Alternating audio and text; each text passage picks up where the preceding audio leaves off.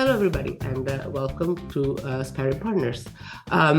Today, we're going to talk about what's the best way to get research institutions, universities, and others, and the private sectors to work together to bring in innovation. I have the pleasure to have here Dimitra Simeonidou, who is a full professor at the University of Bristol and the director of Smart Internet Lab there. And also, she is the chief scientific advisor at the European Commission. And so she has both UK and European view and more. And not only she is an academic, has an academic role, but also she's been working in the private sector as well. So she knows the whole set. So, Dimitra, thanks so much for being with us today. Thank you very much, Monica. Thank you for having me. It is absolutely a pleasure. I've been trying to do this for quite some time, but you're always so incredibly busy. So maybe you can tell us a little bit about what is that, about who you are, how you got to what you're doing, and what is it we're talking about today? Yes, you described actually my roles quite well. So I'm professor here at the University of Bristol, and Bristol is a wonderful university for doing research, where I actually lead a big research center called the Smart Internet Lab. And my center is actually focusing across, the research is focusing on network systems. And that means not on individual technologies, but how we can bring different technologies together so we can create these end-to-end systems, these networks. Now, in terms of myself, I have been working for telecoms in the telecom sector all my life. And I'm still very passionate about telecoms because I feel that telecoms underpin absolutely everything and have changed our world in the last 50 years. And before, of course, before the 50 years as well. So in terms of myself, I have started working on optical communications and optical networks, working on submarine systems. I've seen some very interesting news about our submarine cables today in the news on BBC. They're part of our critical infrastructure. Then I worked on data center networks. And then I started working on convergence.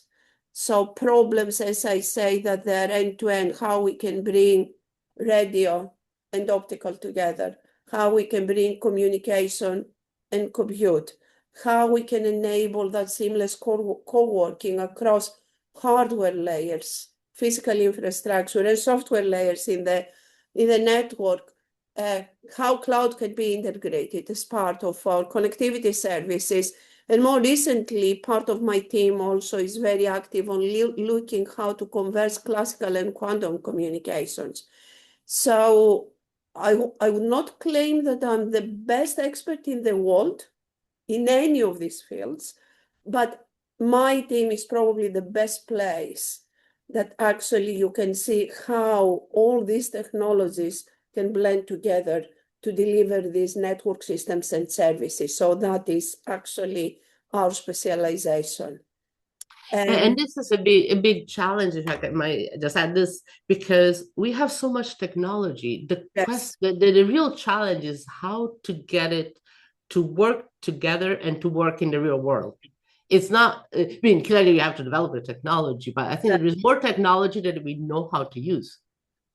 Yes, and it is, yes, a very big challenge. I have a team of more than 100 people here at Bristol. And the first challenge that we had, and we still have, is to break the language barriers.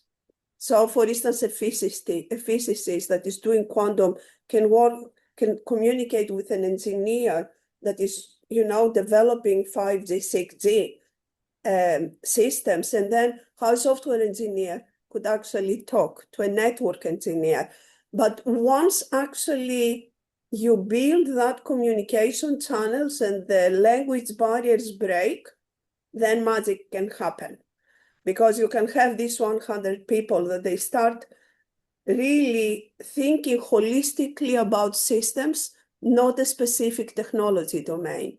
Because as I say to everybody in my team, when you develop a technology for telecoms, it has to go into an infrastructure, a telecom infrastructure, and then it has to lead to deal with legacy, with complexity, with heterogeneity, with standards, and now emerging things like open source as part of our network. So all those things are research problems that usually we do not think about. And so in my team, that is our focus, how we can deal with complex systems, because networks are complex systems. And the more we build innovation into networks, the more we increase the complexity, because we never actually switch off anything legacy. So it's very, very difficult problems. And Absolutely, yeah. Sorry, go ahead. no, sorry, Kari, go ahead. Okay, so let's see how is okay, so you work at universities, but clearly you have strong ties with the private sector as well. How is that working well? So I am now based in the UK, but when I was in the US, I was always very disappointed by the fact that universities were sort of insular, and they were not really collaborating as much as they could. And in the UK, it seems like there is a much closer link between universities and the private sector. Maybe you can talk about that, because you've been on the forefront on that. Yes, I'm glad that the UK looks better in terms of collaboration across academia and industry. And we have put, and of course, this is different in different sectors. It's a different kind of environment if you talk about semiconductors or other critical technologies, AI, or computing. And when we are looking at telecoms, we are quite a mature industry. And, we are not at the frontiers of new things like quantum is. So whatever we do, it has to actually, if you like, align and reflect to what industry as well is doing. So in order to push research forward, that understanding of the problems that the industry is facing is quite important to us, because that drives quite a lot of our thinking. And of course, we always project ahead of what industries today's problems are, but then everything that we do should be grounding on roadmaps that they are relevant to industry. So when we are looking at telecoms, that is quite important, and that is the basis for building this strong collaboration. On the other side, when we are looking UK academia in telecoms, there is some excellent research going on. And really, we are looking, for instance, the ranking of UK telecom research in terms of citation, considering also our sites, we are very high up. I believe we are second or third in the world. So there is a lot of excellent research happening here. And quite a lot of what we see from industry is that appreciation to that excellent research, the skills and the knowledge, and then trying to find across the ecosystem these opportunities to work together, especially on longer term problems. So if industry, for instance, is working for the next 5 years, we know that they're doing it better than us, because they are actually throwing huge amount of resources to the next 5-year roadmap. When we go to the 10 and 15 years, we definitely do it better than most of the industry, because actually that's where we are focusing and prepare a sector readiness to what is going to happen next. And that is the area where academia and industry that is very productive for academia and industry to work together. And that's what we are doing. Now, of course, for doing that, you have to have an underpinning environment in terms of funding that actually support this kind of collaboration, in terms of IP that allows actually academia and industry productively work together. And of course, in terms of vision of what is going to come out of the UK, because I'm describing here a very productive academia, but if you see, again, focusing on telcos, not anywhere else, we are publishing an awful lot of highly cited papers, and we are doing a lot of breakthroughs. Very little of this work comes out as commercial benefit, translation of this work into commercialization and the real UK industry is happening much less than we would have liked to happen. So one of the things, again, that brings the last year's ecosystem together, and that's probably what you see as a connected ecosystem, is how we can capitalize on our excellent research, work with industry, so we can actually create and grow a much more vibrant telco industry in the UK. So we are all trying, being extremely committed to make this happen. Actually, Mobile World Congress, I was talking to somebody working in your lab, and I was surprised. Well, it was a very interesting conversation, but I got a sense that he was much more uh, tied and in sync with the industry than I was when I was doing my PhD, which was very refreshing to see. It didn't feel like I always felt like I was in this sort of cocoon and I shouldn't get out because it would have been bad. And in fact, it was seen as a bad thing to get out of academia at that time. And it didn't seem that way. So it's great. But okay, but let me ask you in practice, how do you do that? How do you get academia to talk to industry and vice versa, I guess? Is it government support or? I can only talk about my lab, and my lab looks very much like an industrial lab because exactly we are working on systems. So sometimes, to be honest, we have better lab infrastructure that you find in the majority of the industry in the UK, but also internationally. So this is known. We have a lot of industrial teams that they come and stay with us and experiment with us and, trialing together common problems that we can see forward in the lab environment. And we also, my team has a reputation that we are doing more than anybody else, what we call experimentation in the wild. That means for many years now, taking an early stage research prototype coming from a research lab or an SME and bring it out, into a deployed infrastructure to try it. And when you're doing this kind of, trials and experimentation, everybody would like to know, what comes out of this. So we started, for instance, years ago in 2016, we have developed and still have a smart city infrastructure completely open. So we can actually experiment with new technologies, with new software, with new architectures, but also with users and citizens. So creating that melting pot where actually you try new technologies, you have the pilots, you actually start collecting evidence about the readiness of this technology for deployment in network systems. When you are talking about pilots, readiness, and deployability, then industry stops and listens because that's what they are interested about. How do I know and provide evidence if something comes from research lab is deployable and relevant? And that could be relevant for commercialization. It could be relevant to things like standards or IP and so on. So that creates a legacy.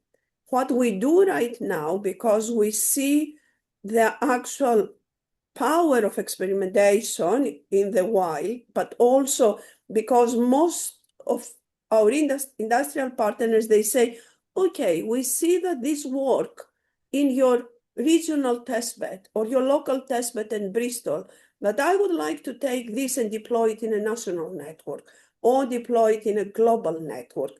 How do I know and have actually the this or the evidence that this has happened? So the last couple of years, and hopefully for the next years to come, we have established a national open infrastructure for future network experimentation, which we call Joiner. And this is funded by the UK government and our research council, EPSRC, and that truly extends what we have done in Bristol with our smart city infrastructure into a giant national scale private network, which looks really like a real network with connectivity across fiber and satellite, with cloud, with terminal equipment that actually can give you quite a lot of software-defined control and connect with sensors, connect with, for instance, advanced run environments and things like this, that brings all the innovation together and create that environment of collaboration, which really addresses real problems that we have in evolving networks from where we are now to where we want to be in 10 years' time. Yeah, and actually, I remember now, it just came to mind that I did a paper, a case study on Bristol is Open, which I think you were involved, right? Which was, at the time, it was really incredibly innovative and interesting. In fact, it's innovative and interesting even now. I was the technical architect at the CTO of Bristol is Open. And I still feel very proud with what we actually, first of all, about the vision of it, right. with the local government working together to create an open innovation environment for our businesses and citizens. And actually with what we deliver, because it was a very hard program to deliver. But the degree of engagement was amazing. And of course, after Bristol is Open, the legacy continued because we created our 5G testbeds, and then we created our Open RAN testbeds based on the same infrastructure. And then, of course, now we are doing quite a lot of AI RAN or Kudu experimentation. We started already. But the reason that we are doing that is not to experiment for experimenting. It's actually because different innovation sectors and local citizens, they are engaging with this. For example, we are having the advanced media, 3D media and gaming communities using the network. And we are having local government doing either transport or public safety pilots. And we have actually vendors like Parallel Wireless that they came and they established the research labs here at Bristol because they have an open testbed that they can use, go put their new equipment and trial them out of their lab. So this kind of open environments for experimentation is the seed for a lot of innovation things to happen. And we have seen spin-out companies coming out of that. And so what I hope now is with Joiner that takes that experience from local to national is like firing up innovation in the UK. We have created something that makes the UK a giant telecoms lab. And we're very, very excited about this.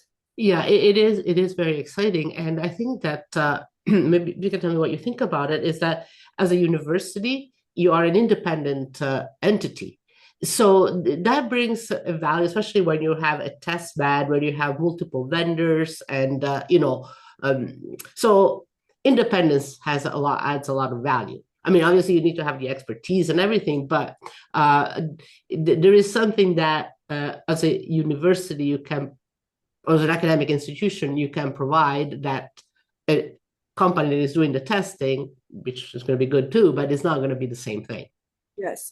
And you're absolutely right. If you see what Joiner stands for and what Bristol is Open was standing for, they both have that open word. So Bristol is Open was quite clear. Joiner is join open infrastructure. That's what it stands for, the first three words. And that openness is very, very important. And openness by definition means that you don't do something that you lock yourself in a vendor or in a certain technology, but you create a footprint that's completely technology independent. And therefore, different vendors different innovations, different software stacks. It can work, for instance, with a stack coming directly from a hyperscaler, not saying names, but also, we are looking, for instance, how we can use open source for providing cloud services. And therefore, you create that environment where you can benchmark and you can try it, you can accommodate it, because that understanding is exactly what is going to drive future networks. We are not developing, a solution for a vendor or for a service provider or for a cloud provider. We believe that infrastructure is for everybody to play and innovate and work together, hopefully. And now with Joiner, not only you work with with service providers and vendors, so industry, but you also work with other universities as well, right? So how is that working out? So we actually terminating in university labs. So we are having 14 universities that they're connected to Joiner. And these 14 universities are across the whole UK footprint. So we are connecting England and Wales and Scotland and Northern Ireland. And I wish we were connecting more places across. We are also connecting in Dublin. So Dublin is actually our first international connection. And of course, Joiner is a network that has these connections. It has RAN, it has transport, it has core, it has compute, and all these things in different proportions in different places. And we allow everybody to actually connect everything. But we also try to leverage on that opportunity of locality. So each university has its own research, its own expertise that now can expose and share, including the lab infrastructures. But quite interesting is location of our universities. It has a very active local ecosystem of local government, of innovators, of skills, of needs, of sectors, and so on. So by actually, as you say, we are landing in these universities that they're being recognized mostly as neutral brokers or honest brokers. We are actually tapping to those local ecosystems. So we are now connecting more and more with startups and SMEs and local governments and other initiatives in the local places. For instance, manufacturing hubs or AI interventions with data centers and things like this. And you can see that we went there with connectivity and with network footprint, and we're bringing more value than actually doing network research. So this is an evolving environment. Our universities are very much engaged with that because they already work with local environments. And we are bringing now all this together as a common asset, which is much more than I imagined before. It's really quite an interesting evolution of what we thought we are going to do. Can you give us an example? Just pick one case of how you got the sort of the community going on. All the links with vendors, service providers, local authorities, and stuff. Just one example so that we get a sense of, because it has to be really complex, very rewarding, but complex as well. It is extremely complex, and let me just work out an example. For instance, we are working with service providers. I mean, and we are working with almost all the service providers in the UK in different degrees of engagement. Now, service providers themselves, they have been working for some time on, for instance, local innovation environments. A very good example is around ports. The UK is a maritime country. And let's say we are loading in Belfast. There is a private network in the Belfast port where both the university and service providers and also logistics industry is involved. And we immediately tap into that environment because we can actually look at optimization of that environment. We can provide things like cloud services immediately from Joiner. We can provide actually spectrum management capability because that's something that we are developing. So you see that we work with the University at Belfast, we work with the port, and then the other opportunities, Bristol has a similar port, it's not as digitally advanced, you know. So talking to our local authority here, you can say, that's probably not even an example, but it's a real one. So talking to our local authorities there, and you say, look, we are actually looking what the Belfast port is doing. Is it anything that you can learn? And immediately the answer is yes. Can we actually see, experience what is happening there? What are the transferable digital assets that we can bring here? And the thing is that when you start, you know, for logistics, for instance, when you start joining this and transferring experience, Joiner can provide for trials a private 5G network environment into the Bristol port, learning from what is happening in another maritime environment. Immediately you have 2, and then you have 3, and then you have 4. So you can see how actually you can start bringing knowledge and experience and digitization, digital transformation from one place to another, involving enterprise environments, involving you know, the local governments, involving academia, involving Joiner to make this happen.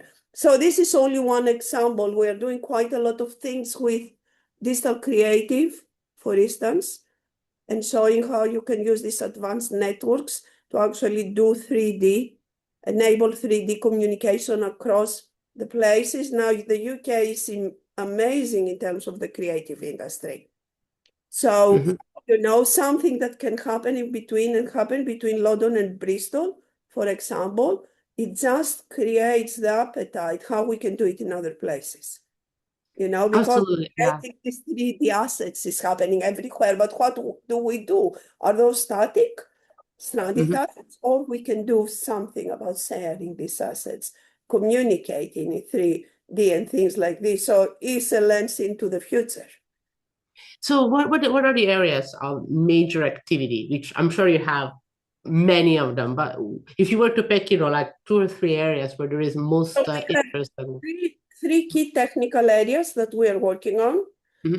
Of course, the one big area that actually transpires everything is around connectivity and cloud. But those are the fundamentals of building networks. Yes, and all of us we are working on.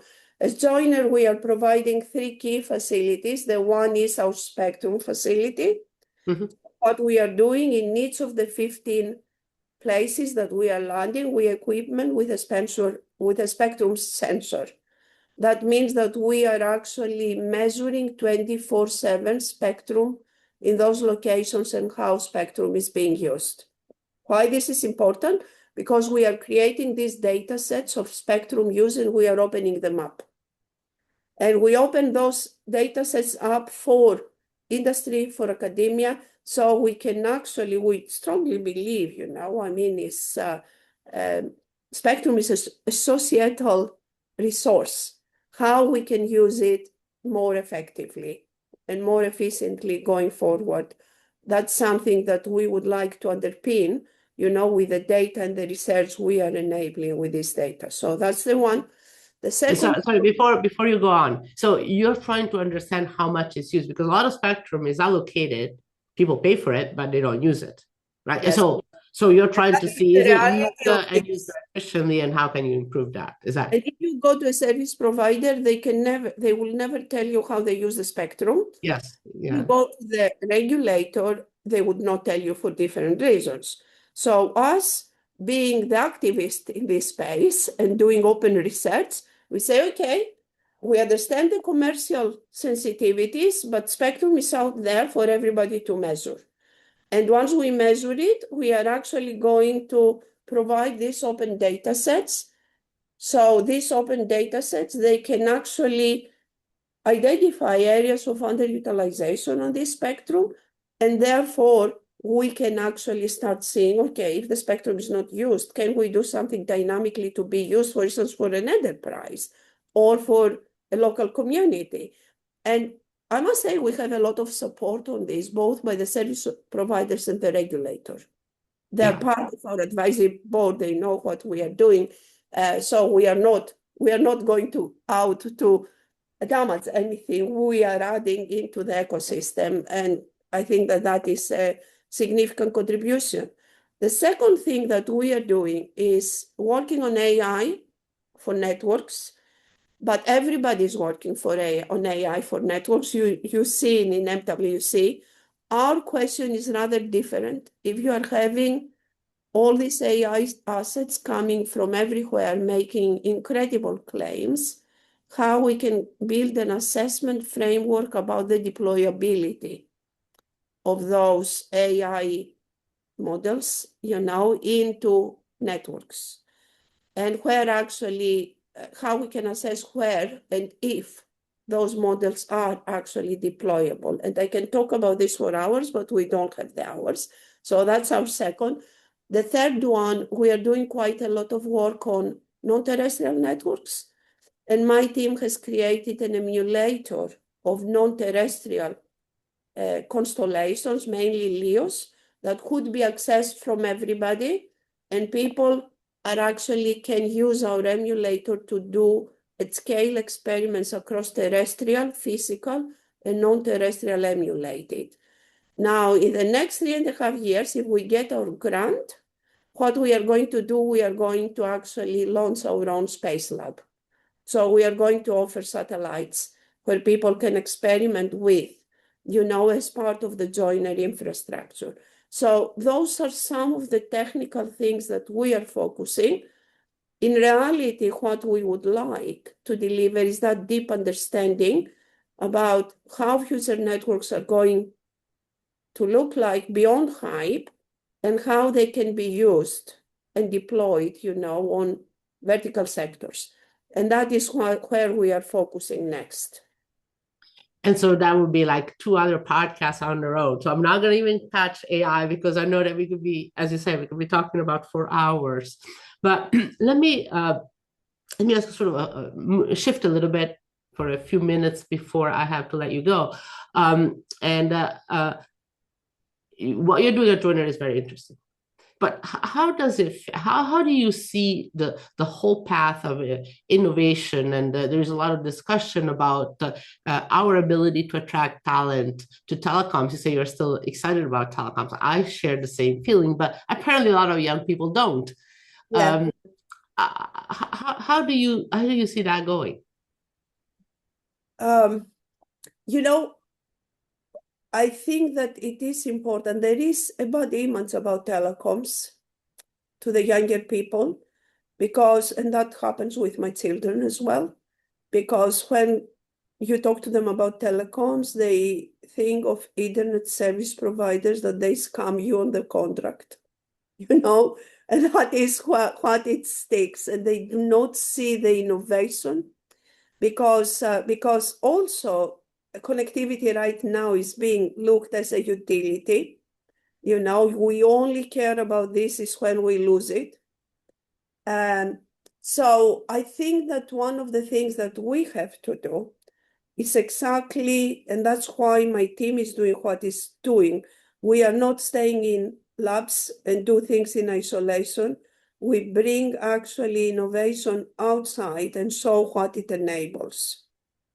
For instance, back in March last year, we have done on our Futures Festival here at Bristol, where we had 1,500 people from the public come to have a first glimpse of what the new generation could bring, what AI could bring in networks. And we have done it in a playful way. So we used actually quite a lot of, I would say, we used robots, but soft robots, and then we did a lot of storytelling, and we involved artists so they can capture some of the things, in a language that actually the public would engage with. And the message was all this is actually fired up by connectivity. It is not the connectivity that you get necessarily into your mobile phone. It's more that you can do with this, to enable art, to enable society, to actually deliver new applications that are much more engaging than, your smartphone. And I think doing more than this is very important. It is really very important. And you see, people start doing it, I dare say, at MWC as well. We had more robots than ever. And we had fighting robots and dancing robots. Is that enough? I think that we need to bring this out in the public and explain why telecoms are important. Because young people, they have principles. That's what we have to say about the new generation.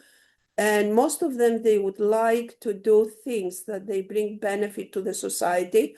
They are very, very committed to that societal benefit. And the more communicate about this, I think the more we will start attracting younger people into telecoms. I may be an optimist, Monica, but I really believe that our goal of not talking about technology and talking about enablement it is very important. Absolutely. And I think that when you just coming out of Mobile World Congress, you get a sense that we're much better to market to ourselves, our community, and not outside. And I think a lot of people take for granted that their phone works, everything works. And they actually, when you ask people, they don't seem to really know the basics of how a network works. And maybe we should do more about that. Yes, yes. And what it happens if it doesn't work, right? And why networks are critical infrastructure, that's also quite important. Dimitra, I have to let you go, but it was an absolutely interesting conversation to see how innovation is actually moving forward in the UK and all through all this partnership approach. So thank you so much for sharing your thoughts with us, and maybe we'll have another one on AI or NTN. Thank you. Thank you, Monica. Bye-bye. Thank you very much. And thank you all for listening in to Sparing Partners. To the next.